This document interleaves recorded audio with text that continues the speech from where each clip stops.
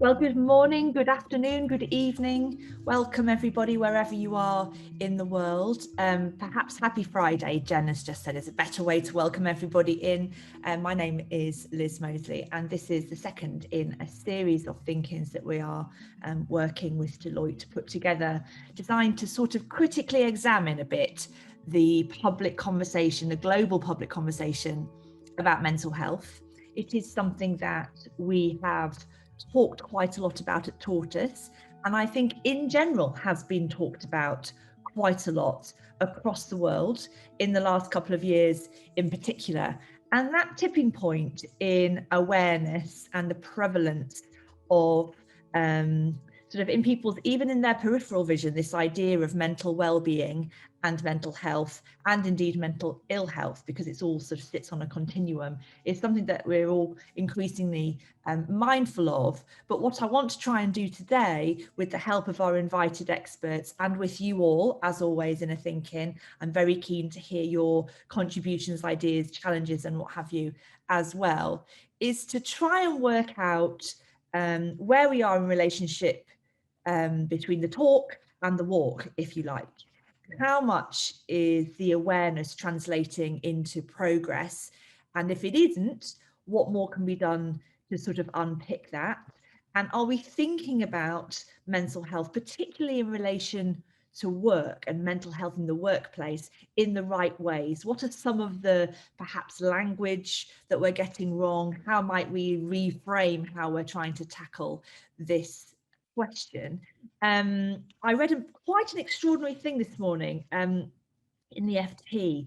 The World Economic Forum, the thing that happens in Davos, they survey their members every year and ask them about risk. What are the sort of global elite, if I coin a phrase, thinking about in terms of risks? And they talk about debt, and they talk about war, and they talk about climate. And a particular thing that is new in the findings of that survey of the World Economic Forum members that I read this morning, some 26% of respondents, for instance, now worry about mental health deterioration, a higher proportion than express concern about debt and fiscal or cyber risks, which is a very new and quite significant finding. I'm going to come first to get the ball rolling, please, to Jen Fisher. Hey, Jen, who is in Miami, but we're not going to hold it against her. Jen is the Chief Wellbeing Officer for Deloitte US. Thanks so much for being here. Jen, I wonder if you might sort of get us going by talking a little bit about where we are from your perspective and from what you know from all the work you've done at Deloitte. You've got a good eye line on quite a sort of broad spectrum. Where are we in terms of awareness versus progress? Give us a précis of that. Yeah, and I think that's a great way to kind of actually describe where we are. I do think, even prior to the pandemic, mental health was something that was being starting to be talked about in the workplace. And some of the more progressive workplaces, it had probably been talked about for a few years. Certainly, it has been at Deloitte. And I think that the pandemic, perhaps a silver lining of the pandemic, if you can even say that, is that it did put mental health front and center on the desks of C-suite executives. It's, C-suite executives that are paying attention can no longer ignore this, right? It's great that it has come up in the World Economic Forum. It is something that we all need to be paying attention to. I like to say if you employ human beings, you should care about mental health. Mm. If you employ only robots, then you don't need to be worrying about mental health. But as human beings, we all fall on the continuum that you talked about of mental health, and we'll move along that continuum throughout our lives, depending on what goes on, and that's perfectly normal. And that's part of the human experience. That's part of the talent experience of people in the workplace. So I do think that the pandemic has brought it front and center. I think that we are talking about it a lot. which is great. I think that awareness is there. We can no longer say that people aren't aware. Everybody is aware. I Mm, think we're at a pivotal point now to say, okay, what all of this talk, where's the action?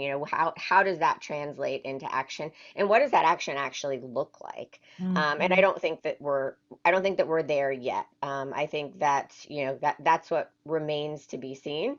Is it going to be something that's just talked about and then kind of goes away? I certainly hope not. And I think that's why we're all on this ThinkIn today, right? That we all have a passion to continue to move this forward. But now is the time for organizations to really step up and say, okay, we've checked the box, so to speak, on awareness. We now need to move to action, and we need to really move to removing the stigma, because I think awareness is one thing, but that awareness doesn't mean that we've removed the stigma of mental health, right? And that's part of the action. We need to show that in our actions as employers, as leaders, as human beings. We can talk about it, but when the pedal hits the metal, so to speak, is the stigma still there or is it not? Jen, I am interested in your job title. I'm just responding to my colleague, actually, she's my boss, Katie, has just posted in the chat. I wonder whether Jen is the only chief wellbeing officer in the world, or are there other versions of you? And it made me think, your remit do you think about the well-being of people who work for Deloitte, and or be engaged as a consultant to help other companies worry about the well-being of their people? Are you both put in both camps, or what's your role actually mean in practice? So there are very few of us, but growing No in pressure. number, which is great. I think that every organization should have a chief well-being officer. I'm a big proponent of that. My primary focus is internally on the people of Deloitte and the culture of well-being that we are creating at Deloitte, and the programs and tools and resources that come along with that.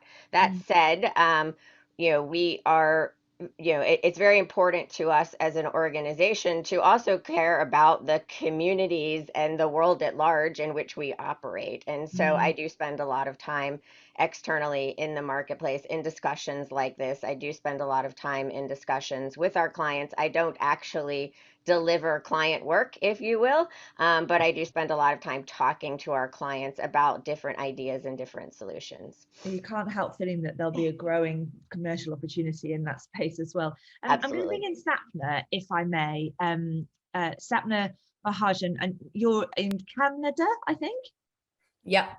And Sapna, you're director of at Genome Canada, and a real expert in this space, and have data at your fingertips to help us sort of get a sense of the shape of the progress. I want to be sort of meaningful when we talk about where we are on the spectrum, what things we could think about doing differently. Because sometimes I wonder that I might say we tortoise, we the media, we people in general, frame this conversation wrongly from the outset, and that might be why we find ourselves wading through soup a little bit, because I don't know whether talking about mental well-being and protecting that and designing working environments that nurture people's well-being and look after people and minimize risks is the right way to think about it, or whether we should be thinking about how we handle mental ill health when it arises, because I know they're a continuum, but it's two very distinct modes of working, isn't it? Yeah, I think what we've seen, and Jen said it really well. I mean, there's been a big awareness, and the pandemic has highlighted and shown a light on it. I think what has resonated with workplaces is really tying the mental health with where they're responsible. And all workplaces understand health and safety. So if you take somebody, I'm just going to use a physical example. Someone breaks their leg. Your workplace is trying to create an environment that will best as possible prevent someone from breaking a leg. There's no hole in the floor of your office, right? But for the people who do have a broken leg, there's also mechanisms in place to try to get that person back to work and the care that they need to get better. Mental health is the same way. So we need to create environments that best as possible prevent foreseeable injury around mental health. And for those who are struggling or really have a mental illness, a severe one, they are supporting them to get the help that they need. And when I explain it like that, workplaces then understand that they are not a hospital, they are not a psychiatrist, they are not the healthcare provider. But yes, we have to expand our notion of health and safety to include it. And I find workplaces who have understood that and have seen the return on value and the return on investment and the impact. And in Canada, we have a lot of data that shows that if you do that, you actually benefit your business, your people, your recruitment, you save money, your sick time. It has really enabled, I guess, the conversation to move from just talking to walking.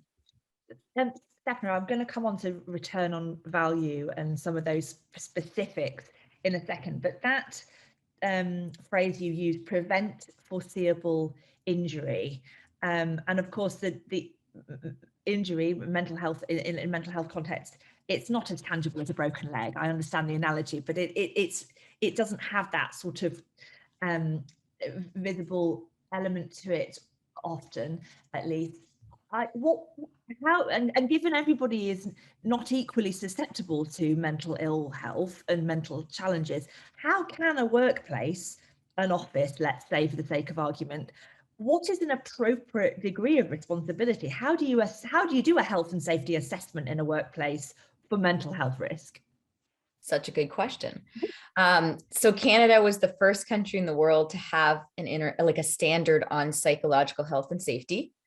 And there's an international one. I sit on the committee that came out this year, which is 60 countries. So I'm guessing most of the people online, your country was part of it. It's an international standard. I think someone put it in the chat.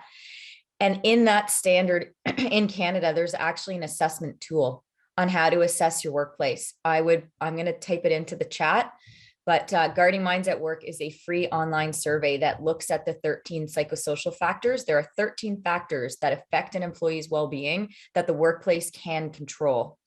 Wow. And there is free tools that you can assess your workplace, figure out where you might be weak, where you're strong, and where to focus your efforts. And they provide specific, tangible pieces around what to do. So, and there's even tools on what you can measure, how to measure it, even things like presenteeism as well as absenteeism and sick leave. But I would like to say, Liz, that it is complicated. And it is a new area of expertise and knowledge. There's a lot of tools out there and it is hard to sift through.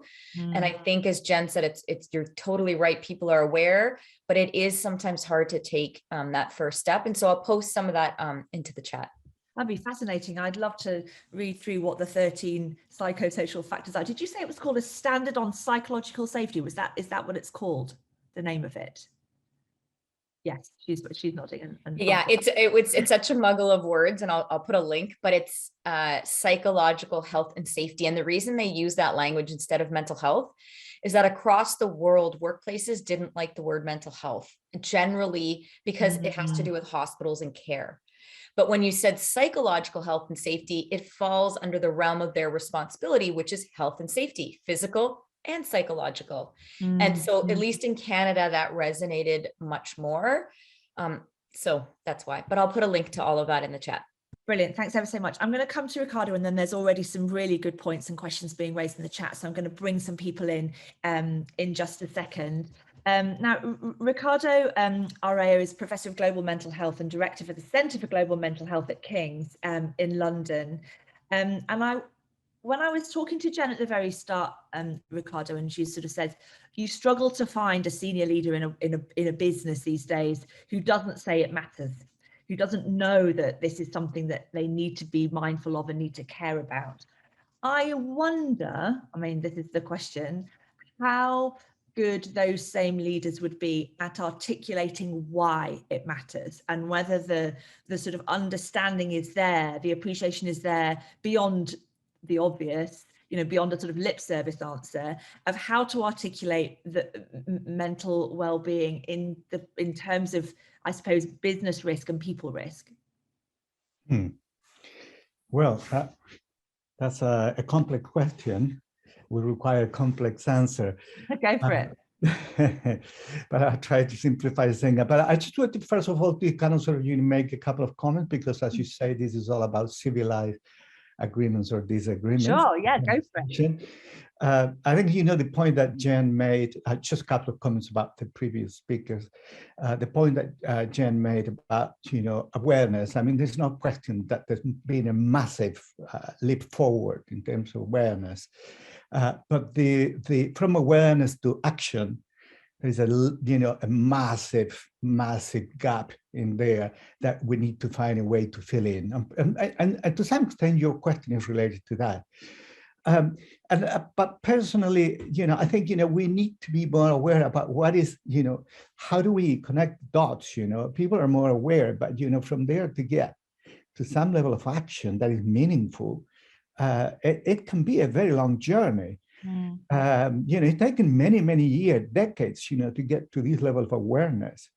And I have to say, because I work, a lot of my work is in poor countries, low resource countries. I have to say that, if you only think about, most of the people here probably come from Europe and the US and Canada. But if we only put together China and India, it's more than half of the world population. So whatever we're talking in here, if you're thinking about global, I mean, it has to be something that resonates. And when you go to those countries, the situation is completely different. And the pathway, although the pathway, we may find that certain elements of the pathway can be replicated everywhere you go, there are certain things which differ greatly. And even within your own countries, you'll find there are little subtle things, this is why I said it's complex, cultural things, Jan mentioned stigma. Stigma within the UK or the US or even Canada, it's not the same thing, when you go and talk to a Latino living in New York or California or somewhere like that, than, the stigma within a sort of, middle-class family in Philadelphia or, Boston. I mean, so it's, this is all a very complex thing, to move from awareness to action. And then, when you say, well, so how do you get people to begin to talk about this sort of meaningful pathway, and how do we move forward to action? And how do you engage those people who have a possibility, to push the agenda forward? Well, I mean, once again, it really depends on, who are you talking to? What is the audience? Of course, as you mentioned this news, which is always, all good news are welcome, especially on a Friday. Yeah. Yes. And you mentioned, this news on the Financial Times today. I mean, the World Economic Forum has been talking about mental health for several years. And some of the projects that we have led in some places in the world, like Africa, had been, have figured prominently in some of the previous World Economic Forum. So that why is important? Because there are a lot of people, decision makers in there. And then you have to think, well, who do I want to talk to, and what is the language for that person? And if you're going to talk to decision makers and people who are involved in economics, well, you have to talk to them about numbers.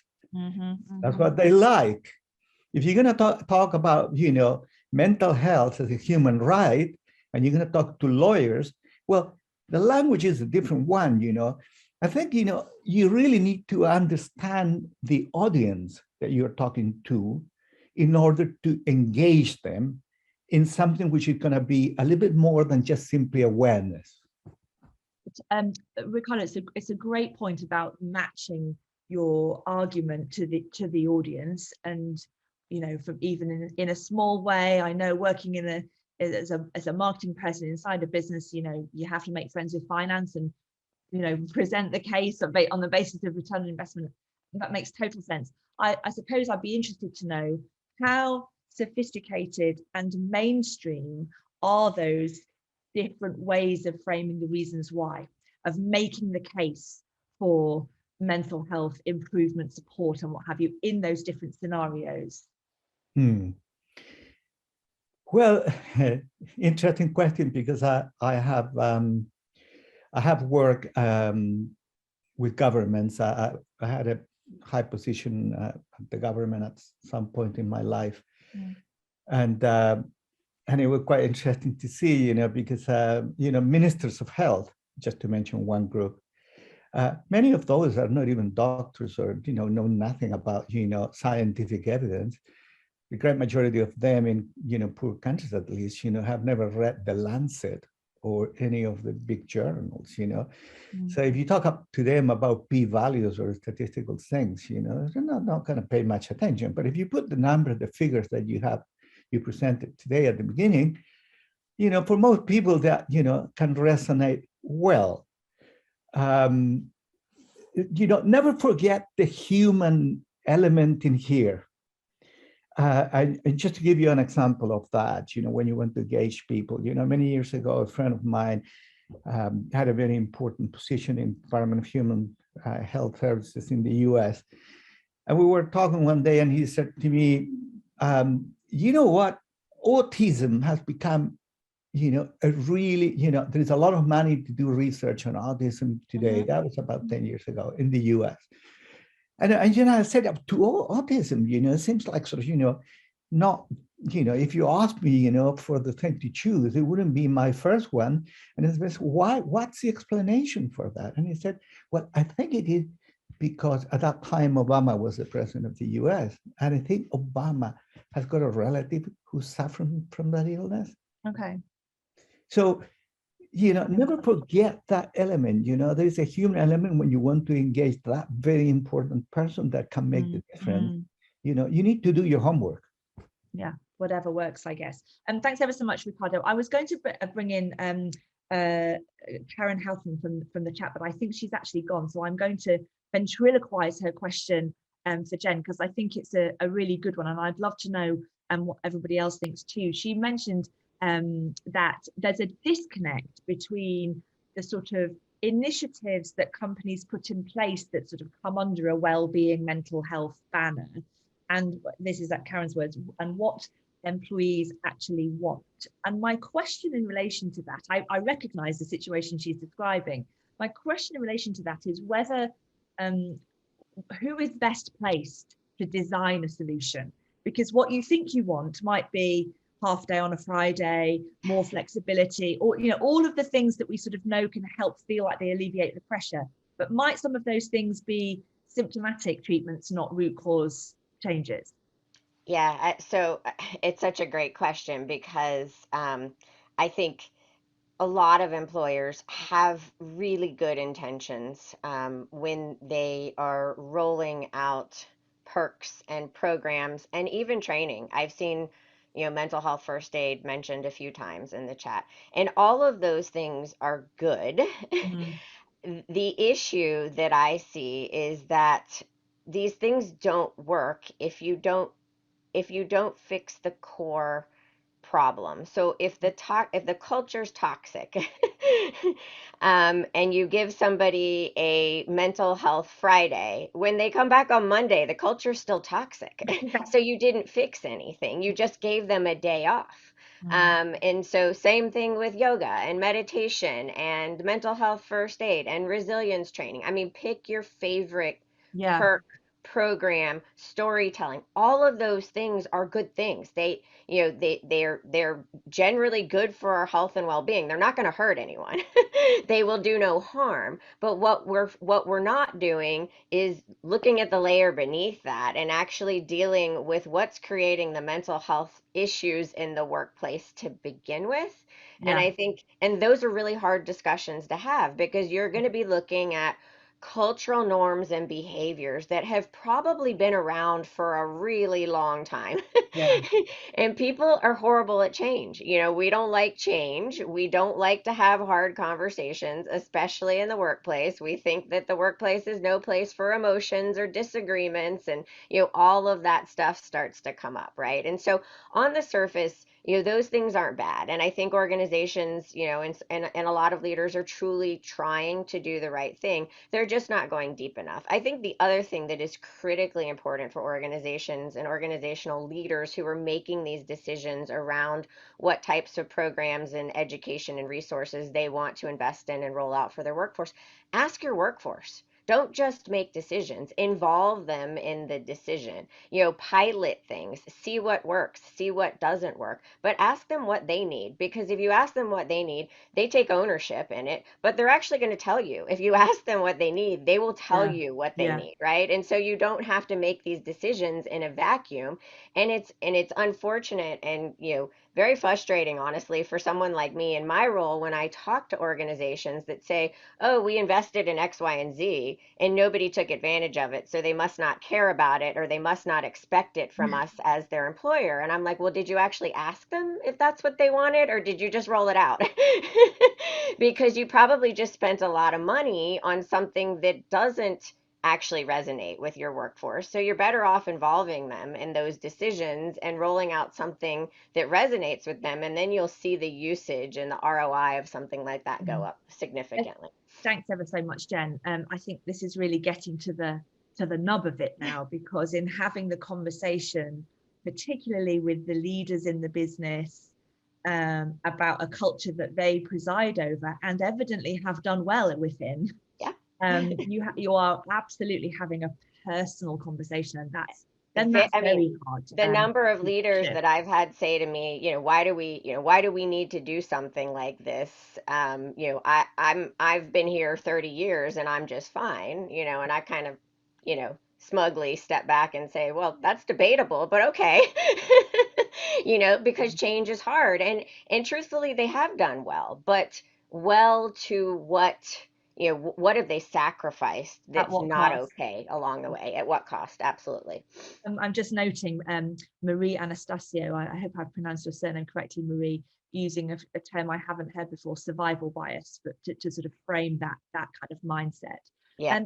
And I'm going to bring Sapna back in a second, because Sapna's got some really clear, satisfyingly clear bullet points about sort of barriers to progress, and I want to hear those. But can I just bring in Emma J, if you're here still, Emma, because I know you've been super active in the chat and had some points to make. Hi, Emma. Hi. Nice to see you. Oh, I can't hear you. I can see you, but I can't hear you. I'm unmuted. Can you turn, is it possible to turn yourself up a little bit? I think it might be, I can sort of, you're very quiet. Try again. Can you hear me now? I can't hear. Can anybody else hear, Emma? No, I'm so sorry. You're really, really quiet, Emma.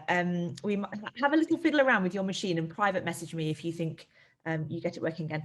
Sapna, when we spoke yesterday on the phone, we talked a bit about the sort of 4 you listed out barriers to progress in this space that were really satisfying, because each one of them tells a story about return on value, about the intangibility. Just replay that back to us so we can make sure that we're covering the sort of big pillars of how you might frame a conversation with a leader of an organization, for example.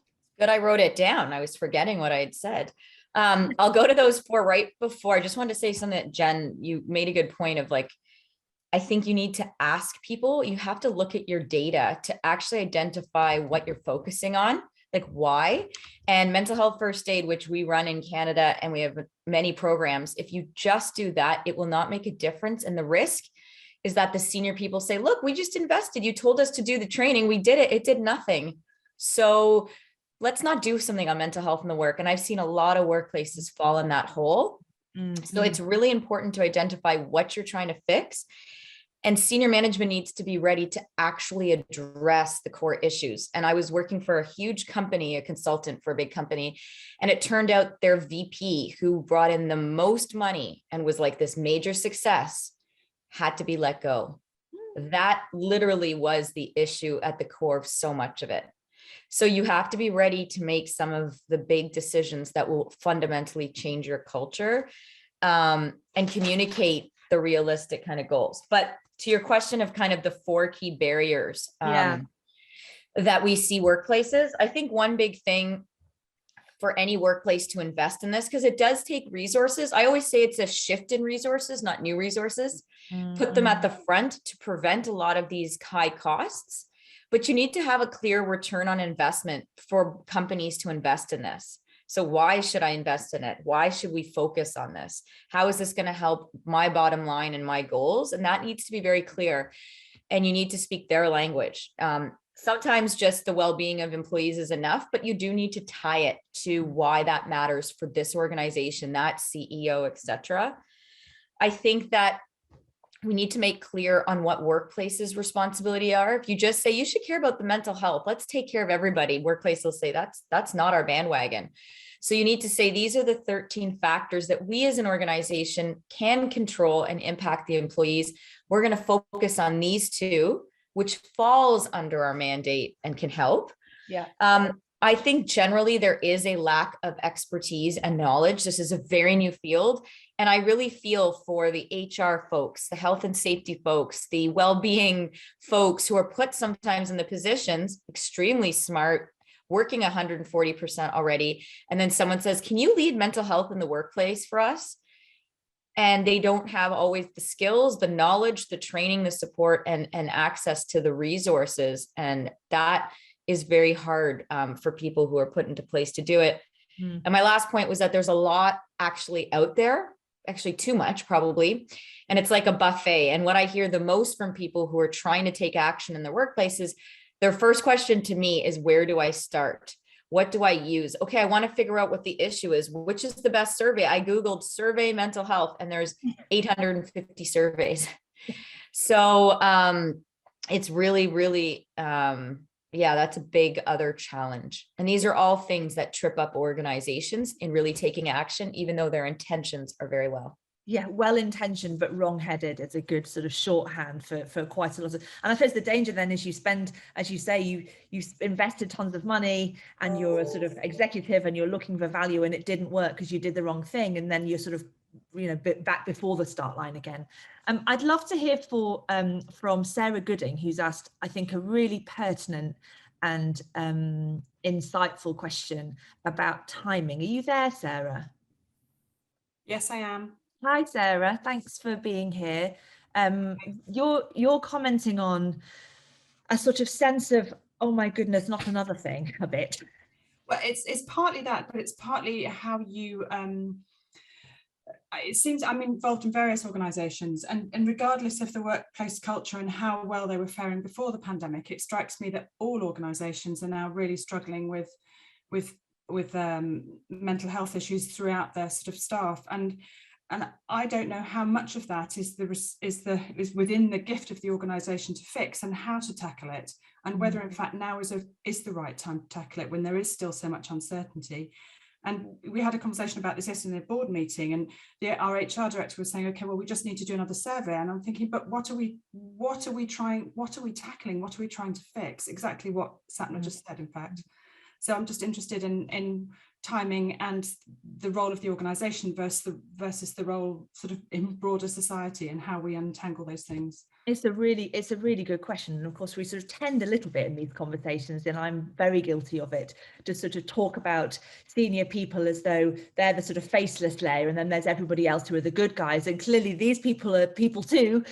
Jen, what Sarah's getting at is about a sort of reasonable balance of responsibility and accountability and care between internal and sort of the externalities, which are not insignificant right now. And how much more is it fair to expect of organizations? Where is the line? Yeah, I mean, I don't think there's a clear answer for that, honestly. I do think that you know, the world is struggling right now because we've been living through really, really difficult, uncertain, and unusual times. And so I think the time is now. I wouldn't say, wait, right? Because I don't, waiting doesn't necessarily equal better. It may equal different, right? And I think, having worked at an organization that has focused on mental health and mental well-being for many years, it is a multi-year journey, and it continues to evolve. It's not something that you do and say, okay, we did it and we're done, right? As the world evolves, as people evolve, as the world continues to be disrupted, the issues just are different. And so I think, start now, start where you are with what you have. I do completely understand the sentiment that for many leaders, for all of us, quite frankly, it feels like just another thing to do, regardless of whether you're actually a people leader or not. If you work with other people, checking in on people as human beings, right? I mean, sometimes that feels like just another thing I have to add to my to-do list. But I think, we owe it to ourselves and everybody else in the workplace and society to create space and time for that. Yeah. And look at other things that we can take off of our to-do list. But I do think that, if the time isn't now, when is the time, When right? is Because it? we're going to keep kicking the can down the road. And if senior leaders are saying that this is of critical importance, then we need to start I mean, it kind of go back to what I said in the beginning. When do we move from this talk to actual action? And the action takes a long time, so the longer you wait, the longer it's going to take. And it's fine, I think, to take baby steps, right? Sarah, I agree, surveys are great, but I have spoken with many organizations, ours included, where people have survey fatigue. They're just tired of being asked the same questions over and over again. And you run the risk of, you ask them the same questions over and over again, and then they don't actually perceive that you're doing something about it. Yeah. That actually could create the opposite. It's really important to ask your workforce what you want, but if you ask them too much and then they don't think you're actually listening to them, you're gonna actually do more harm than good. Thanks, Jen. I can see Ricardo's put his little hand up, and John Bartlett also. So Ricardo first and then John. No, just a very, very brief, because John has been raising hand before me. Just to say that timing is a key thing, not only because in terms of windows of opportunity, the pandemic probably is an awful thing, but may provide an opportunity for change. And the other thing is to say that you don't change the world overnight. So all these things that I see and I hear, somebody coming and giving a workshop here and there, and then nothing happened afterwards. It's not part of a plan and a program, which is leading to a change with clear objectives. Sometimes even counterproductive, to be honest. That's all. Thanks, Ricardo. John Bartlett. Hello. Hello there, Liz. Thanks for garden. Some of this, I'm just a little incredulous, I'll be honest with you. As somebody with 30 years lived experience of a severe and enduring diagnosis, we're still at the debate where, is it real? Does it happen? And it's great to see some of the comments about people saying, oh yeah, we need to engage, we need to crowdsource and stuff. Within the disability community, there's been the thing about not about us, without us, okay? The whole debate today seems to be formulated around companies are breaking people. Well, yeah, obviously, they have done since the Industrial Revolution and earlier. For me, there's also a thing about how do we get more representation of people with mental ill health into organizations. Research in the UK a few years ago said that 7 out of 10 companies would employ somebody with a physical disability. So that's 30% who's prepared to break the law, okay? But that figure drops to 4 out of 10 with a mental health condition. So that's 60% are prepared to break the law in terms of recruitment and stuff, okay? So I guess from my perspective, I'm loving the debate. I'm loving, I recognize some of the people on the screen. We're the same people talking about the same stuff. And I guess, but yet we're still at reductive language about talking about people suffering from a mental health condition. Why is that reductive language? Just help me to understand why suffering from a mental health condition is not the right framing. Do you know that it's suffering? I'm not sure I understand. There's an assumption that all mental health diagnosis is suffering. So I live and work with a bipolar diagnosis, where I could point you towards elements of my life have been very good, and in fact, elements of my condition have driven really good career progression. for example. Okay. So would I say that I suffer from my condition? No, because that leaves me in a certain position with it. It leaves me incapable. And don't get me wrong, other people hold it differently. And some people say, I have bipolar, whereas I say I live and work with. So I'm not saying that we should only have one type of language, but I think Richard made the point earlier about it's about having a common language or an established language between us. And, you know, to hear our guest talk so movingly and well about it, but I think for a lot of organizations, we're not even sure what the debate is here. In all seriousness. And there's the whole thing about when do we start, and I'll finish off this point, don't worry. But there's the thing about when do you, when's the best time to plant a tree? 40 years ago. When's the second best time now? Well, if I think about how we used to speak about cancer 40 years ago, it was the big C, and we were really uncomfortable with it. And mental health still feels like the big M for a lot of people, okay? Now, bearing in mind that in the United Kingdom, over 25 times more is spent on cancer research than mental health research. We are, all the people in this room are the people who care about it. It's the people who are not in this room. How do we reach those people? And sorry, that's a bit of a rant there, but just feel it's really important. It's not just about organizations breaking people. Sure.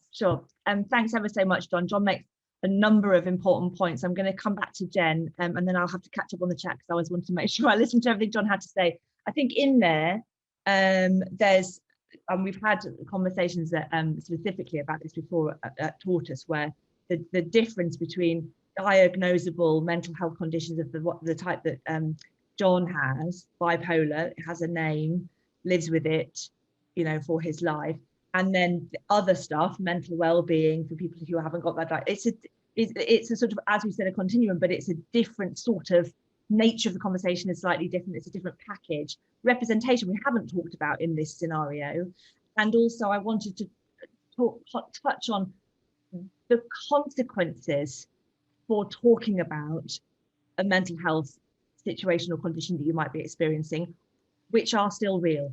For all the nice words that an organization might have in its employee handbook, and I am being reductive now to make a point, there are still consequences for talking to your boss about it, aren't there? And how do we get to the really difficult things? Yeah, so thank you, John. What you said really resonated, and I should have said this earlier, but I am both a cancer survivor and I have a diagnosed mental health condition. I live with anxiety and previously depression. So, and I have been in and lived through the workplace as somebody who was diagnosed with cancer and as somebody who was diagnosed with a mental health condition. And so I completely understand the difference in how we as a society, as organizations, as human beings deal with other people that have been diagnosed with either a physical condition or a mental condition. And I think what I wanted to say was you're absolutely right. You're spot on. Language matters. We're not always suffering. There are times when we're suffering, but there are certainly times when we're thriving. And in my role in particular as the Chief Wellbeing Officer, when I speak about my own mental health struggles or living with anxiety, I often get the reaction, really? You have so much energy. You seem so happy. You seem this, you seem that. How could you be so successful? And so language does matter. And I also think sharing our stories and having representation is critically important in the C-suite and all throughout our organizations, because that does break down those barriers and the stigma. So John, I just want to say thank you for bringing up that point. It's incredibly important and probably might be the most important thing that was said during this entire session. Thanks ever so much, Jen. I think Chloe had a hand up. She suddenly disappeared. I hope you're still there. Chloe Marshall, do you want to come in? Yes. Hiya. Can we just unmute Chloe so we can hear her? There we go. Thanks. I'm just using all the wrong hands to to wave myself. Got everything. Thank you everyone for your contributions. John, thank you so much. I didn't realize the gap I was experiencing until you said it about kind of disability in this particular conversation, because I think we can in the kind of well-biased world, we're kind of guilty of habitually leaving disability out of that conversation, and not intersecting. And I haven't used intersectional this way before, but it's an intersection between like what we do for people in the workplace as a sort of responsibility, and that health and safety framing I found really interesting, to kind of get people's heads around that, and then how we support and incorporate and integrate people who live with disabilities and work perfectly fantastically, or at their fantastic abilities in the workplaces themselves. And I'm interested to hear from Sapna maybe in how kind of supporting people with mental health conditions and other disabilities kind of factors into psychological health and safety. That's something I'm really interested in this conversation. Thank you. Hi, thank you, Chloe. Sapna, do you want to respond a little bit to that point from Chloe? Yeah, I mean, disability is some of the language that we use quite a bit and integrate so that people can actually get the support, the help, the need, and it has helped remove stigma. John, what you said really resonated with me, and I'll be really honest, and this is probably a bit controversial, but in Canada, because I work across mental health and mental illness, language does matter, and we're very strict, I'd say, about that in Canada. So we don't say suffering in anything that we do. But I would say that I think in Canada, it is 90% of people with severe mental illness are under or unemployed. And when we talk about workplace mental health, we are talking about a very small sector of people. And that's because that's what workplaces can digest generally. And there is a huge stigma that still exists. And a big piece of my work was trying to get workplaces to hire people with severe mental illness, to change their perspectives around thriving and flourishing and living with a mental illness. Just like you live with cancer, we don't say that people are disabled from cancer and suffering. We just say they have cancer, they have mental health issues. Sometimes they're suffering and not. And I would say that workplaces are so far from that, which is why yesterday when we were having our prep call, I said, yes, we've moved forward. I think people are taking action, but I think that the stigma is still there. And I meet with employees all the time and they tell me, you know what, Sapna, my workplace has been talking about mental health. We've got a person leading it. I'm going to come forward and actually disclose. And I have to say to them, you know what, I don't think you should. I know your workplace and it's not going to work. And I think that we have a long way to still go around that bigger piece and having the voices of lived experience come forward. And so I think your point is very pertinent, that we've moved forward on part of the conversation, but there's still a big piece that I think we still have to go. Thanks, Sapna. Christina, with your little yellow hand up. There we go. Let's just unmute Christina. You caught me on the hop. Okay, so I'm looking at the title of this event. What does it mean to work well? And I did mention this in the chat. There was an organization called Time to Change. The funding for it has now stopped. The objective of it was to reduce the stigma associated with mental health. I was what they called a champion, which was a person that would self-identify as a lived experience person, prepared to share their story in whatever circumstances were appropriate.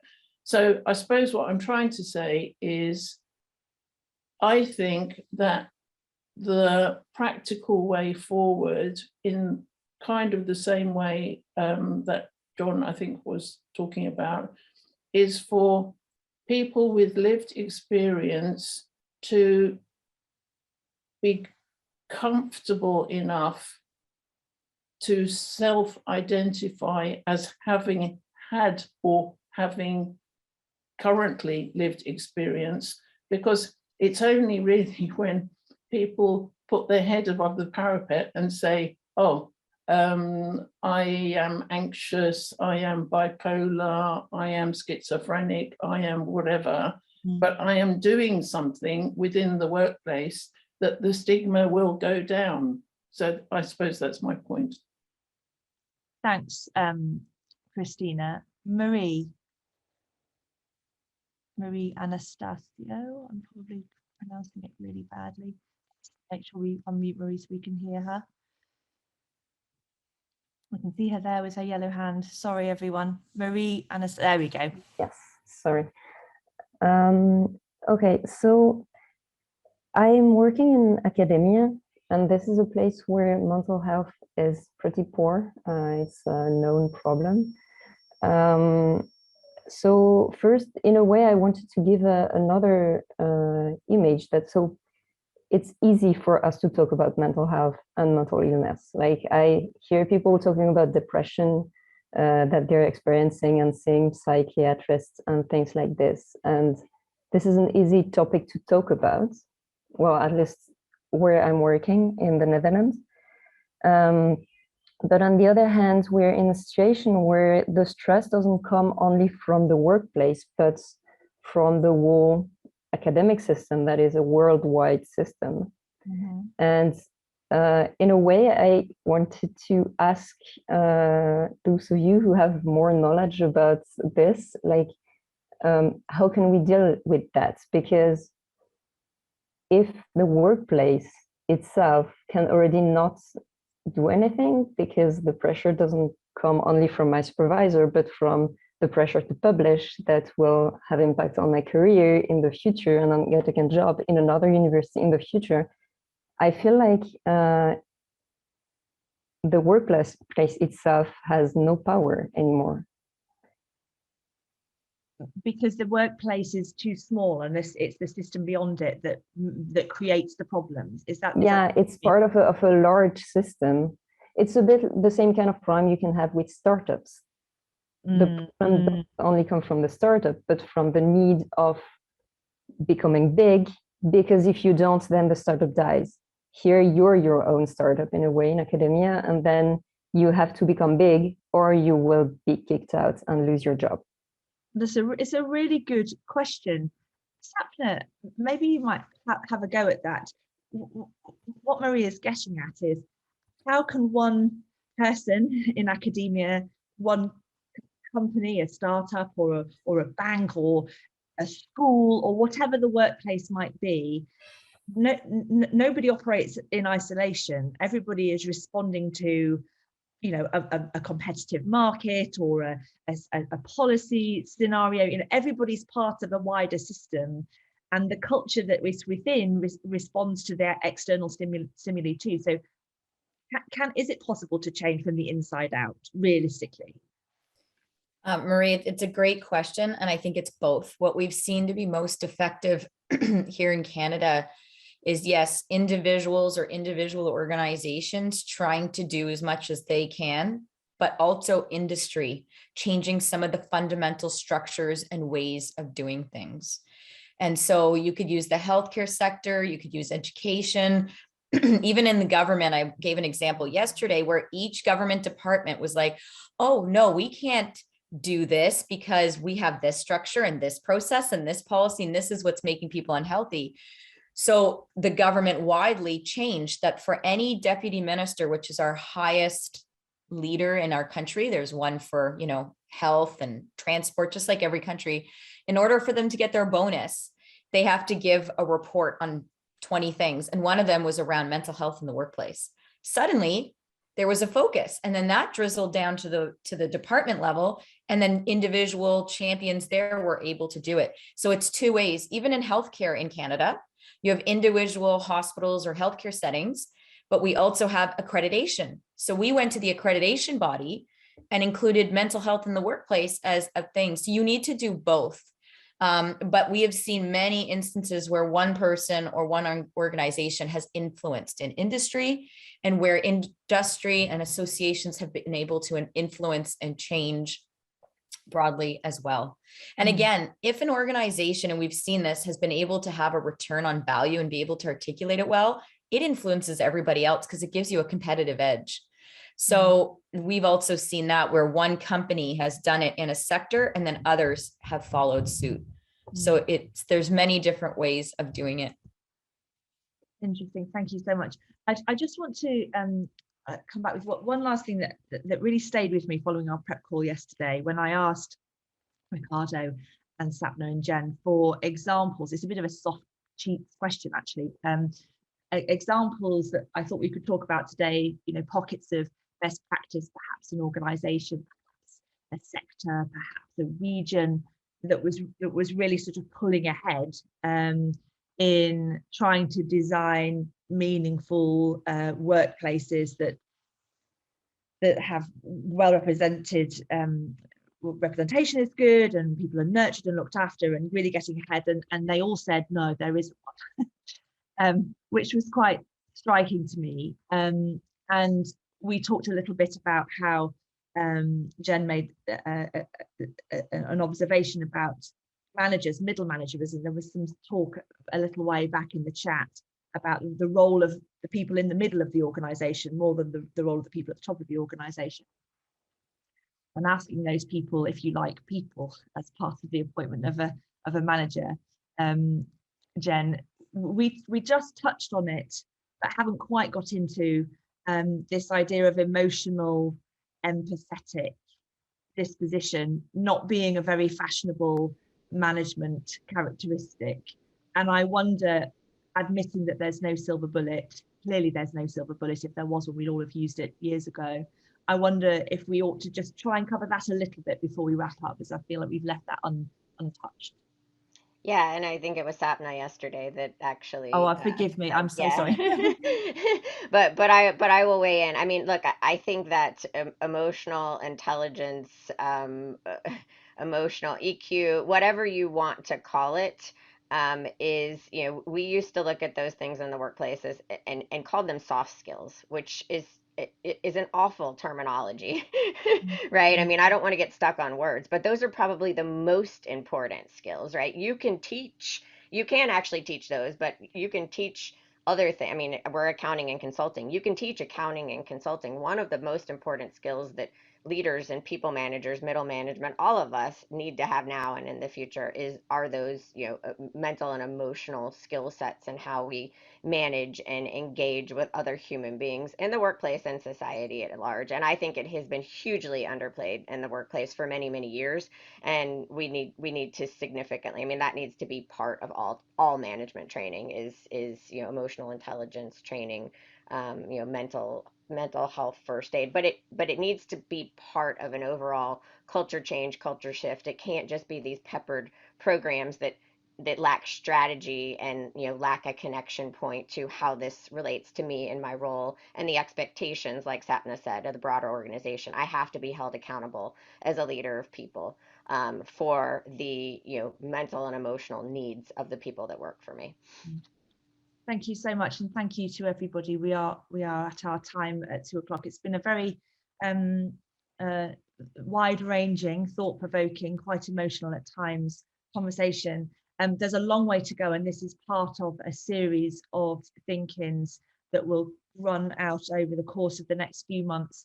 So do join us again. We're not looking for simple answers because there are none, but we are trying to get to something of a sort of coherent picture over the course of a number of months, to try and unpick some of the difficult things that are holding us all back, I think. If you are somebody who struggles with your mental health, as I am, if you are having one of those days that is really difficult, as I am, look after yourselves. Good luck, get through the day. Where I am in Oxfordshire, the sun is shining, it's absolutely glorious. I'm going to go take a walk around the block. Maybe you'll do the same. Although Jen is in Miami, so I'm sure it's even more beautiful where she is. Thank you so much to Jen. Thank you to Ricardo. Thank you to Sapna. Thank you to everyone who's joined in. Look after yourselves. Have a good weekend, everyone. Bye-bye.